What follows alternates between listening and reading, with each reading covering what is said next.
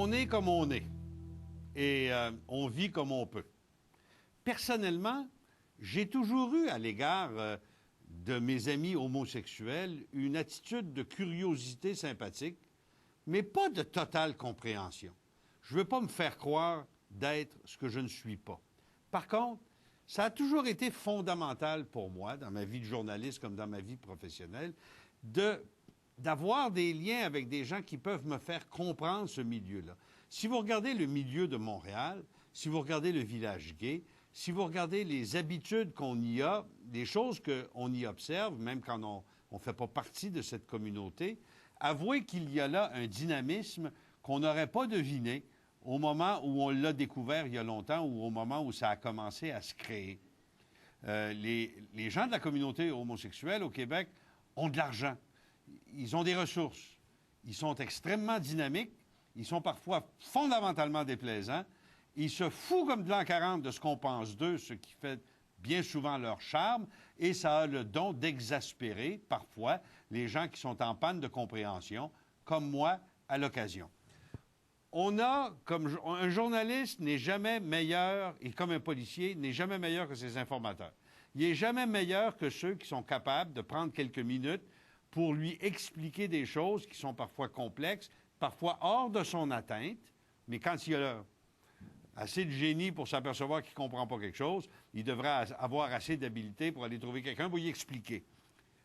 Personnellement, c'est toujours éducatif et riche en émotions puis en compréhension. Les conversations que j'ai eues au long des années avec Roger-Luc Chaillet, qui est peut-être, si j'ai bien compris, dans le milieu homosexuel de Montréal, un petit peu quelqu'un de marginal. Bonjour. Bien, je pensais que dans votre présentation, vous parliez de moi quand vous disiez que vous étiez intolérant et que vous ne compreniez pas toujours, parce que moi, je suis extrêmement intolérant dans mon propre milieu, ce qui fait que je ne me fais pas toujours des amis. Mais quand il faut parler de cette question-là, c'est toujours très émotif. Je le fais du mieux que je peux avec le mauvais caractère que j'ai. Il est pire que le vote, je pense. Et ça a le résultat qu'on peut se parler entre quatre yeux puis des vraies choses. Vous savez, c'est devenu une phobie chez les gens comme moi, la crainte de blesser ou de choquer ou même d'avoir une contravention en rapport avec la rectitude politique. Tu as le droit de le penser, tu n'as pas le droit de le dire. Tu ne devrais pas admettre que tu le penses, mais on comprend que tu le penses. Mais dis-les pas surtout. Comme si les mots avaient pris une dimension totalement nouvelle et que la liberté d'échange et d'expression avait perdu sa valeur. Ça a l'air bien théorique, ce que je dis là, mais j'ai comme l'impression qu'il y a des questions que j'ai même pas le droit de poser quand je parle à quelqu'un qui est ouvertement un homosexuel. André, on s'était convenu, vous et moi, il y a des années de ça, qu'ensemble, vous pouviez poser toutes les questions que vous vouliez, à condition que vous étiez prêt à entendre la réponse du gay que je suis, qui représente juste une partie quand même de la communauté gay, mes lecteurs.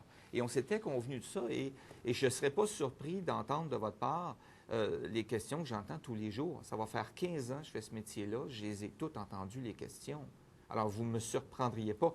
Et ce que je comprends du militantisme gay, qui est très sensible à la façon qu'on traite de leurs questions, c'est beaucoup plus de la façon qu'on traite de leur militantisme et de eux en tant que militants. C'est ça qui les rend sensibles. Quand on parle des grandes questions, des grands enjeux de la communauté gay, qu'on parlait des Out Games ou qu'on parlait des personnes âgées qui n'avaient pas accès à des résidences en couple gay, tout ça, ils n'interviennent pas, ils se taisent, les militants.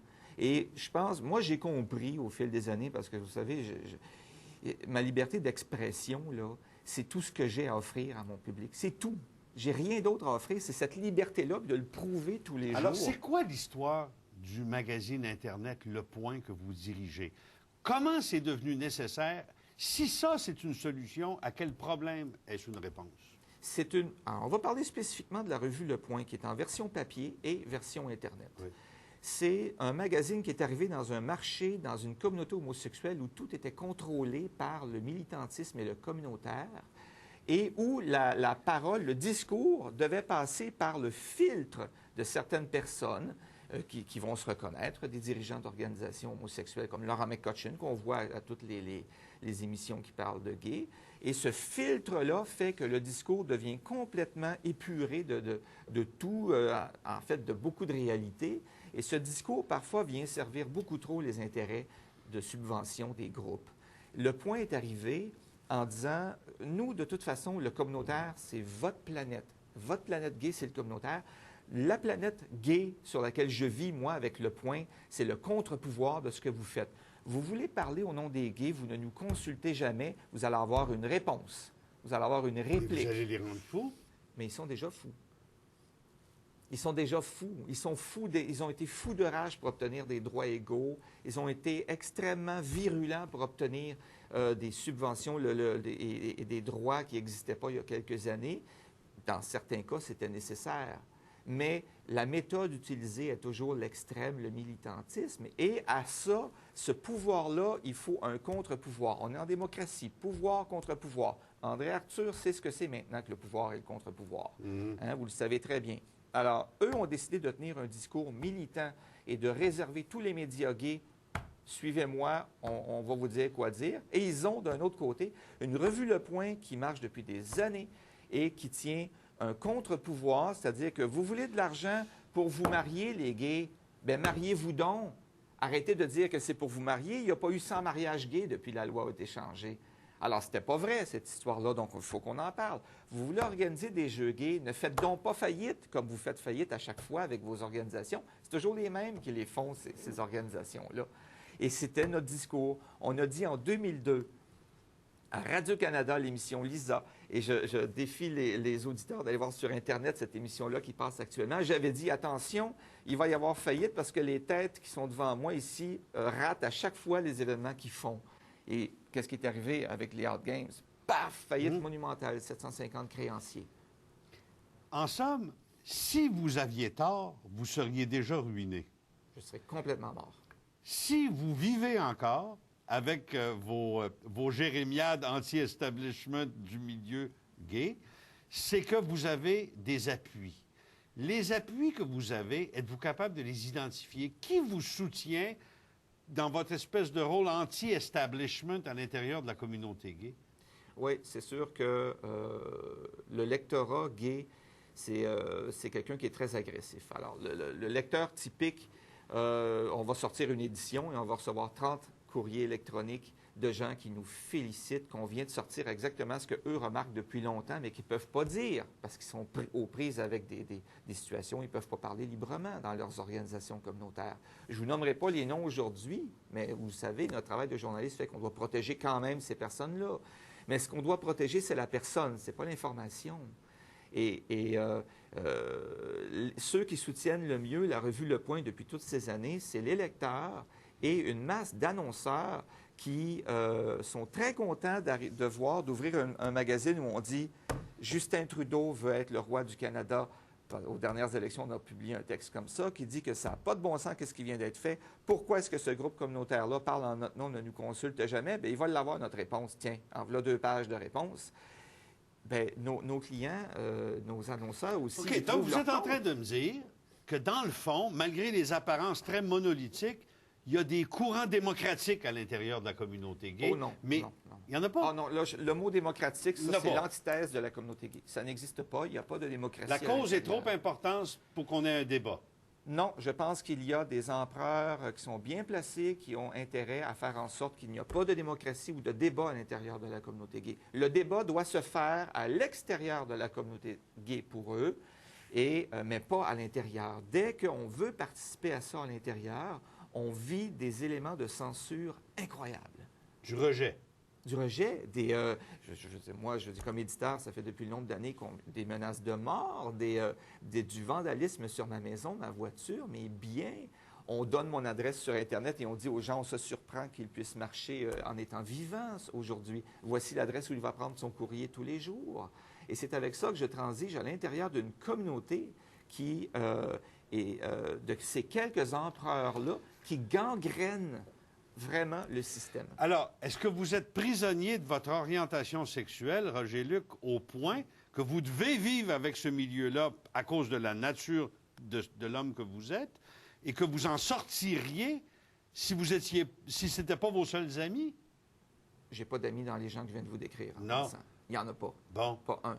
Je suis la victime d'une passion que j'ai toujours eue. Écoutez, j'étais au conservatoire en Europe pendant des années, étudiant dans un conservatoire. Et le directeur devait prendre des antiacides quand c'était le jour du paiement de la bourse parce que j'étais devant sa porte. Quand la bourse était en retard d'1 heure, Monsieur le directeur, le chèque, j'ai un loyer à payer, j'ai des responsabilités dans la vie. Et ce caractère-là que j'avais, que j'ai fait soulever des chefs d'orchestre de colère, c'est le même caractère aujourd'hui que quand je croise ces gens-là qui viennent nous dire, bon, ben là, tu vas parler de la communauté, tu vas changer ton discours, mais va te faire foutre. Le Point, il est une entreprise privée, c'est pas commandité par personne, il n'y a pas de communautaire dans ça. La décision rédactionnelle, elle est là, et c'est non, je ne change pas de discours. Puis il n'y a pas de subvention, ou presque pas. Ça n'existe pas dans le milieu de l'édition gay. Il n'y a pas de subvention. Vous voyez, même dans le milieu gay, il y a des emmerdeurs, et ils sont souvent adorables. Bougez pas, je reviens.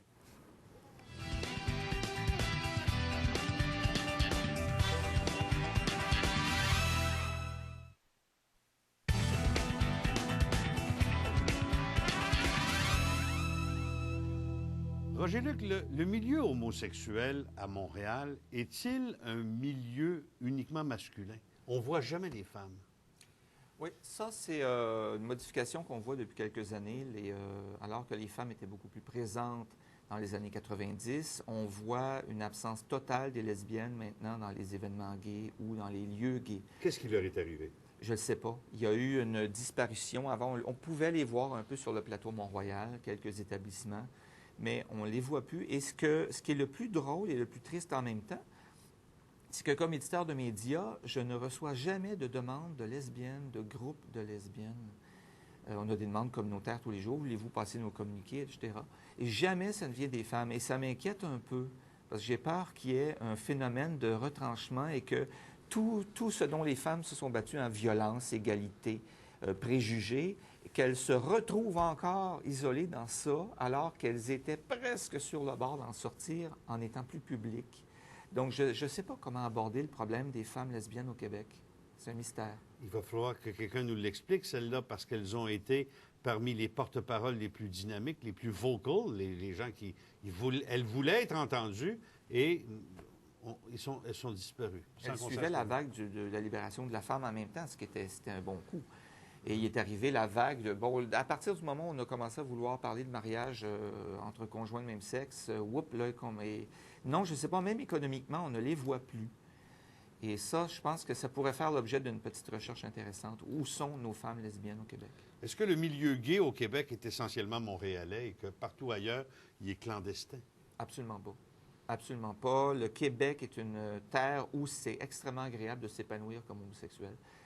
Montréal, ce n'est plus l'exemple que c'était. Il faut peut-être arrêter de penser que Montréal... Tu sais, je veux dire, si c'est l'exemple que vous voulez avoir, d'avoir un village comme la rue Sainte-Catherine à Montréal, où tout est délabré, les drogués, les putes, les chiens, les animaux maltraités, tout ce qui est le déchet de Montréal vit dans notre village. Si c'est ça à quoi vous aspirez à Québec, bien... je vous suggère de réfléchir 2 fois. En somme, le milieu homosexuel de Montréal est aussi dégradé que le milieu montréalais en général. C'est une ville à l'abandon, puis ça paraît. C'est une ville à l'abandon dans laquelle on a centralisé les problèmes sociaux dans un quartier où on a décriminalisé le centre-sud en disant sortez des quartiers pour venir chercher vos aides communautaires dans un quartier, c'est le quartier gay. Donc, on doit vivre avec ça, nous autres, l'itinérance et tout ça. Est-ce que l'avortement de la carrière de Boisclair, ouvertement homosexuel, a eu un impact dans votre milieu? Est-ce que c'est quelqu'un d'important pour vous? Moi, personnellement, à titre d'éditeur de la revue Le Point, c'était d'une insignifiance. Ce gars-là avait été mon député pendant plusieurs années avant, mais je l'avais vu à l'œuvre. Alors pour moi, c'était vraiment pas... Et je l'ai publié à répétition. J'avais peur que cet homme devienne le premier président de la République du Québec. Hein? J'avais peur de ça. Non pas parce qu'il est homosexuel, c'est l'être humain qui me faisait peur. Dans la communauté gay, il n'y a pas eu de grand ralliement autour d'André Boisclair. Il y a eu toujours ces groupes communautaires habituels qui ont soutenu M. Boisclair parce que, comme député, budget discrétionnaire, on subventionne ce qui est gay. Hein? Coupez le money trail, coupez la pièce d'où elle vient, vous allez voir que vos alliés s'en vont. C'est ce qui lui est arrivé. est-ce que le milieu homosexuel communautaire serait aussi difficile à sevrer que le milieu des artistes? Parce que si tu touches à leurs subventions, ils montent aux barricades, ils peuvent détruire un gouvernement. Oui. Ils ont recréé le Bloc québécois juste pour faire plaisir à Radio-Canada et à ses amis. Est-ce que c'est la même chose dans votre milieu? Ce milieu-là est à ce point fort? Je pense qu'il y a une différence entre les deux. C'est l'assiette de bouffe et le loyer à payer. Je pense que l'artiste se bat pour manger, hein, principalement. Alors que le communautaire gay, ça se bat pas pour manger. Là. Ça se trouve des causes pour faire vivre ses institutions et c'est tout. C'est pas du tout la même chose. Et je pense que quand on parle de culture, on doit parler de communauté gay parce que les gays sont très bien représentés dans le domaine de la culture. Ce qu'il faut penser aussi, c'est qu'il y a des mécanismes actuellement dans le domaine culturel qui bloquent les artistes. C'est pas avant de vouloir la tête de M. Harper parce qu'il aurait coupé quelques millions qui viendraient nuire aux artistes. Il faudrait qu'on questionne la Guilde des musiciens qui exige que chaque musicien verse une taxe de travail supplémentaire à ses impôts et à ses taxes et que la Guilde des musiciens impose des contrats de travail et des normes minimales de travail. On ne voit ça qu'ici. J'ai été musicien classique en Europe, j'ai fait une fortune, alors qu'ici, il n'y a rien à faire. Et je pense que l'élément qui bloque les musiciens classiques au Québec, c'est la Guilde des musiciens, c'est pas Stephen Harper. Là, ils vont me téléphoner, on va avoir des emails intéressants aujourd'hui. Vos ennemis vont se mettre à se téléphoner. Une des plus grandes leçons d'humanité que j'ai jamais reçues de vous, Roger Luc, c'est lorsque vous avez pris la peine d'expliquer à mes auditeurs de la radio dans le temps un drame dont personne jamais ne parle, c'est-à-dire des couples homosexuels vieillissants qui se retrouvent déchirés au moment où ils ont besoin d'un logement. Reprenons ça du début. C'est quoi ce problème-là? On avait lancé ça, vous et moi, et on s'était regardé, puis le silence était arrivé parce je pense que tout le monde avait réfléchi en même temps à une évidence qui se produisait à l'époque et qui se produit encore aujourd'hui. C'était le phénomène où toute personne qui est en couple, qui vit, peu importe en union civile, quoi que ce soit, qui perd son autonomie, qui a besoin d'aide, peut demander l'aide du gouvernement pour être logé, nourri et hébergé.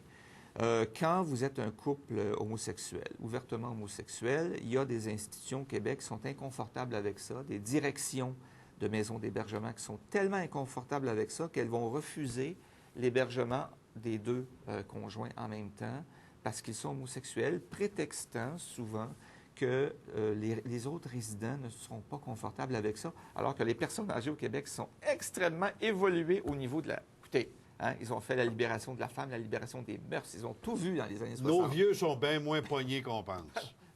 D'ailleurs, je m'en viens. Oui, bien, je vous trouve de mieux en mieux. Mais ça, les vieux, il faut leur faire confiance. Ils ont des leçons à donner au niveau de l'acceptation. C'est les directions qui bloquent.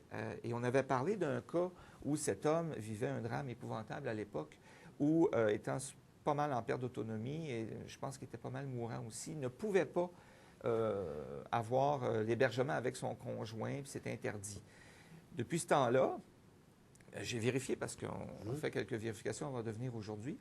La situation est la même et ce que nous répond le ministère de la Santé, qui est responsable de ce dossier-là, c'est que il y a une loi au Québec, elle s'applique pour tout le monde. Ce n'est pas une question de conjoint de même sexe ou pas. C'est une question de André Arthur, Roger-Luc Chaillet. C'est individuel à nous. Si votre conjoint ou conjointe veut avoir accès à un service qui est offert aux autres, elle doit pouvoir le faire. Et la direction n'a pas son mot à dire, confortable ou pas. C'est comme ça. Non, mais elle n'est pas appliquée.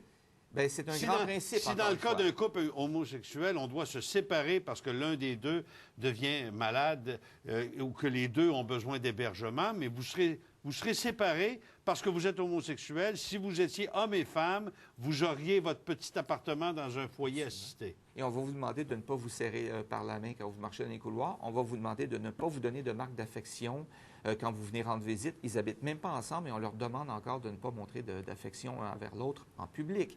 Mais c'est inacceptable. Il y a eu, depuis notre émission sur ce sujet-là, des évolutions intéressantes. Il y a une compagnie à Montréal qui a décidé de partir une chaîne de résidence pour personnes âgées homosexuelles. Il y a une autre affaire, il faut que je vous dise, André. On oublie aussi de parler d'un élément que les auditeurs vont probablement réaliser là, en même temps que je vous le dis. Là. il y a eu, dans cette génération-là, beaucoup de gens qui ont été infectés par le VIH. Ce qui fait que les personnes âgées de la communauté gay ont des cas, des problèmes de santé beaucoup plus gros que la société en général. Ça demande beaucoup plus de soins, ça coûte plus cher à s'occuper un peu. Donc, c'est ce qui peut, par la bande, dans le fond, amener un refus d'hébergement, c'est parce que vous allez nous coûter cher. Comptable qui dirige la maison préférera ne pas avoir de vieux couples homosexuels parce que, dans le fond, ça va coûter plus cher médicalement. Il en finira plus. Vous commencez à détecter ça, là. Ah, mais c'est clair. Je veux dire, j'ai un cas, je vais nommer son prénom, c'est Alain, qui nous écoute aujourd'hui, qui vient d'être refusé dans une maison d'hébergement en phase terminale parce qu'il était un cas qui allait coûter cher, alors que toutes les autres maladies sont admissibles. Alors, je veux revenir, pour conclure, un peu à la trame de notre conversation. Vous m'avez parlé d'un milieu gay un peu monolithique où vous jouez le rôle d'empêcheur de danser en rond. J'ai jamais entendu les ténors de votre milieu communautaire parler de cette question-là. Est-ce que c'est parce que j'écoutais pas ou c'est parce qu'ils n'en parlent pas? Non, c'est parce qu'ils n'entendent pas. C'est parce qu'ils n'entendent pas. Ils ont un agenda à eux qui les concerne. Ça ne les concerne qu'eux. Ça ne concerne pas nous, le monde ordinaire, qui n'osons pas leur demander la permission. Et j'aimerais juste conclure peut-être en vous disant que cette chaîne de maisons d'hébergement accepte les personnes âgées gays en couple, CDN aussi, en phase terminale. Et si vous me permettez, je peux juste peut-être nommer leur nom. Allez, je vous en prie. C'est le Maison Urbaine, le groupe Maison Urbaine, qui a une première maison au coin de Lormier et Rachel, qui est déjà ouverte actuellement. Et leur objectif, c'est d'offrir des hébergements pour des personnes jusqu'à la mort. Roger Luc, merci. Merci à vous. On revient, ça ne sera pas long.